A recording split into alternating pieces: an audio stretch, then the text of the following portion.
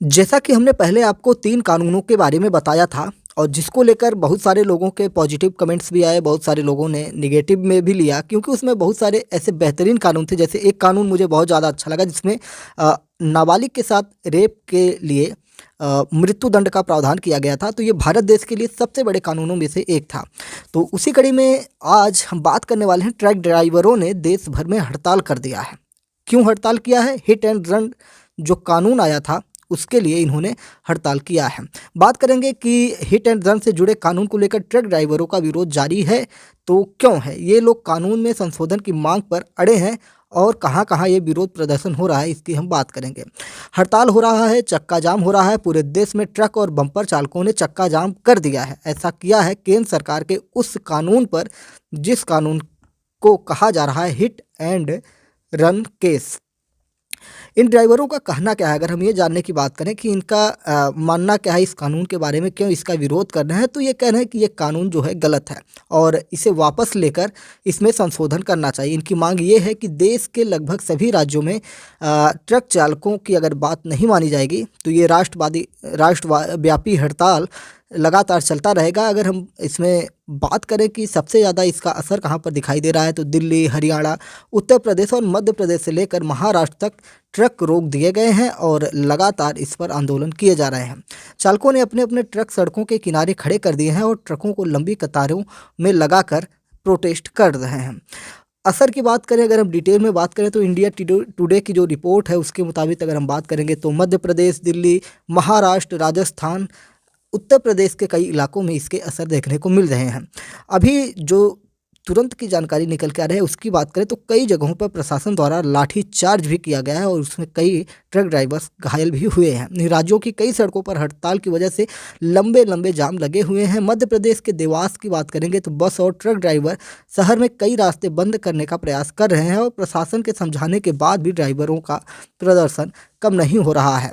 बता दें कि 2024 में लोकसभा चुनाव है और इसी के तहत कानून में जो बदलाव हुए हैं, लगातार देश में नए कानून आ रहे हैं और शीतकालीन सत्र में अमित शाह गृह मंत्री के द्वारा बहुत सारे कानून लागू किए गए हैं और अब इसका जो एक तरह से कहेंगे कि निगेटिव जो पॉइंट हैं उनको लेकर ड्राइवरों का इस तरह से अब मामला सामने आ रहा है। ट्रक ड्राइवरों ने नेशनल हाईवे 39 पर भी चक्का जाम किया है। बस ड्राइवर की हड़ताल से यात्री भी परेशान है। इसके साथ ही सड़कों पर गाड़ियों की लंबी लंबी लाइनें लगी हैं। इस दौरान उन्होंने काला कानून वापस लो, ये वाला शब्द आपने पहले भी सुना है जब कृषि आंदोलन यानी कि किसानों का आंदोलन आया था, जिसमें कृषि कानूनों को वापस लेने के लिए कृषि कानूनों को काला कानून के नाम से संबोधित किया गया। इसी तरह हिट एंड रन केस में भी इसे काला कानून का नाम दिया जा रहा है। कई जगह पर नारे भी काले कानून वापस लो के लग रहे हैं। राजस्थान के हनुमानगढ़ जिले में भी ट्रक और बस ड्राइवर सड़कों पर उतर आए हैं। उन्होंने हाईवे जाम कर इस कानून का विरोध जताया। उन्होंने सरकार और प्रशासन को कड़ी चेतावनी भी दी है। लगातार पेट्रोल पंप भी इसकी जद में आ रहे हैं क्योंकि आपको पता होगा कि ज़्यादातर ट्रक जो होते हैं पेट्रोल पंप के आसपास खड़े होते हैं क्योंकि वहाँ पे उनको थोड़ा स्पेस मिल जाता है और ट्रक पूरे दिन चलते नहीं हैं क्योंकि उनको ज़्यादातर रात में चलाई जाती है, तो दिन में पेट्रोल पंप के सामने ही खड़े होते हैं, उसके परिसर में खड़े होते हैं। तो अब सुबह सुबह ही ये हड़ताल लगातार जारी हो गया। हड़ताल की वजह से कई जगहों पर पेट्रोल पंप पर लंबी लंबी लाइनें लगी हैं। मध्य प्रदेश की इंदौर की बात करेंगे तो पेट्रोल पंप पर गाड़ियों की लंबी लंबी लाइनें लगी हैं। बताया जा रहा है कि ट्रक ड्राइवरों की हड़ताल 3 दिन तक चलने वाली है, जिसकी वजह से बहुत सारे जो अन्य काम हैं वो भी बाधित हुए हैं। कंस्ट्रक्शन के काम भी रुक गए हैं और जितनी भी सप्लाई के काम हैं सारी चीज़ें रुक गई हैं और इससे अनुमान लगा सकते हैं कि 2-3 दिनों में आपको फल फूल सब्जियों के दाम भी बढ़े मिलेंगे। अब आपको डिटेल में बताते हैं कि कानून में क्या है, जो नया कानून लागू किया गया है उसमें क्या-क्या ऐसी चीज़ें हैं जिनको लेकर इनके द्वारा ये चीज़ें की जा रही हैं। बता दें कि कानून तब पास हो जाता है जब उस पर राष्ट्रपति के हस्ताक्षर हो जाते हैं, यानी कि तब लागू हो जाता है। सबसे पहले कानून क्या होता है, लोकसभा राज्यसभा में पास करवाए जाते हैं, बिल पास किया जाता है, फिर राष्ट्रपति के पास अंतिम हस्ताक्षर के लिए, अंतिम आदेश के लिए भेजा जाता है और अगर राष्ट्रपति उस पर साइन नहीं करता है तो वो जो बिल होता है एक तरह से वापस हो जाता है। लेकिन राष्ट्रपति द्रौपदी मुर्मू ने इसे हरी झंडी जब दे दी तो इसी के साथ ये कानून एक प्रावधान बन गया, एक कानून बन गया और ये पूरे देश में लागू हो गया और इसी को लेकर अब विरोध प्रदर्शन हो रहा है।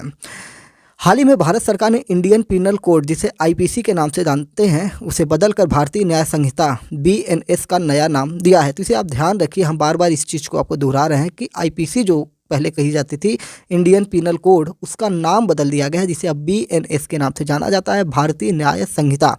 ठीक है, तो इस पर जो कानून बने थे द्रौपदी मुर्मू के हस्ताक्षर हो चुके हैं और इस कानून के एक प्रावधान को लेकर विरोध शुरू हो रहा है। ये प्रावधान है हिट एंड रन को लेकर।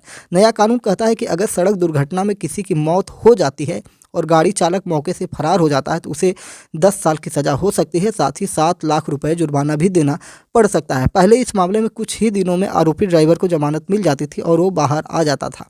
हालांकि इस कानून के तहत भी 2 साल की सज़ा का प्रावधान किया गया था। नए कानून का पहले भी ट्रक चालकों ने काफ़ी विरोध किया था, लेकिन जब सरकार ने फैसला नहीं बदला तो उन्होंने हड़ताल का फैसला ले लिया और इनका कहना है कि नया कानून गलत है, सरकार को इसे वापस लेना चाहिए। अब हम इस पर ये चर्चा करना चाहेंगे कि इस कानून से जो ये ट्रक ड्राइवर है इनको दिक्कत क्या है। जैसे कि इसमें कहा जा रहा है कि ट्रक ड्राइवर जो है अगर एक्सीडेंट कहीं पर हो जाता है तो वो वहाँ से भागे नहीं, भागने पर उन्हें 10 साल की सज़ा दी जाएगी। तो आप भी सोचिए, एक जो समाज में प्रचलित व्यवस्थाएं हैं, आप देखते होंगे कि जब भी कोई छोटा सा भी एक्सीडेंट होता है तो पब्लिक जो होती है सबसे पहले, जिसे आप मॉब लिंचिंग कहते हैं, हमने पहले बताया कि जहां कुछ लोग मिलकर किसी एक व्यक्ति को मारते हैं उसे मॉब लिंचिंग कहा जाता है। तो जब एक्सीडेंट होता है तो प्रथम दृष्टि में सब लोग ड्राइवर को ही ढूंढते हैं और उसे मारते हैं और ऐसी घटनाएं देश में लगातार आपको सुनने को मिलती हैं कि कोई भी एक्सीडेंट हो, गलती किसी की भी हो, सबसे पहले ड्राइवर को ही मारा जाता है। और सब गलती किसकी, मान लीजिए ट्रक जा रहा है, उसमें किसी कार ने आकर टक्कर मार दी और कार का ड्राइवर चोटिल हो गया, तो उस स्थिति में सबसे पहले लोग क्या करते हैं, ट्रक ड्राइवर को ही मारते हैं। वो जानने का प्रयास भी नहीं करते हैं कि कार वाला गलती किया है या ट्रक वाला गलती किया है। लेकिन ट्रकों की अगर बात करें तो बहुत सारे ऐसे मामले निकल के आते हैं जिसमें ट्रक ड्राइवर्स की गलती निकल के आती है और वो लगातार अपने से छोटे वाहनों को साइड मार के या उनको टक्कर मार के या ट्रैफिक रूल तोड़कर दिन में भी चलते हैं, रात में इतनी तेज़ी से चलते हैं कि उनके अगल बगल की गाड़ियाँ उनके स्पीड के जो झोंके होते हैं उससे अगर बाइक सवार है तो वो उनको चोट लग जाती है, या सामने से इतनी तेज़ लाइट मारते हुए आते हैं, हॉर्न इतना तेज़ बजाते हैं जिससे बहुत सारे लोगों का एक्सीडेंट होता है। और इस स्थिति में एक्सीडेंट होने के बाद ये वहाँ से फरार हो जाते हैं। और इन्हीं सारी चीज़ों पर लगाम लगाने के लिए भारत सरकार द्वारा ये कानून लाया गया था और इन्हीं सब डरों की वजह से ये आंदोलन उग्र हो गया है, क्योंकि ट्रक ड्राइवर्स को लगता है कि अगर एक्सीडेंट होगा तो प्रथम दृष्टि में जनता द्वारा या वहाँ जो लोग उपस्थित रहेंगे इनके ऊपर हमला किया जाएगा और इन्हें फिर क्या होगा वो तो आप जानते हैं। मॉब लिंचिंग में क्या होता है, ज़्यादातर उसमें व्यक्ति की मौत हो जाती है। तो सबसे पहले ये क्या करते हैं, जब एक्सीडेंट होता है तो ट्रक ड्राइवर वहाँ से भागना ही उचित समझते हैं। ये ट्रक ड्राइवर ही नहीं, हर किसी वाहन की बात है, कोई भी वाहन होता है अगर उसमें एक्सीडेंट होता है तो पहले ड्राइवर वहाँ से फरार हो जाता है।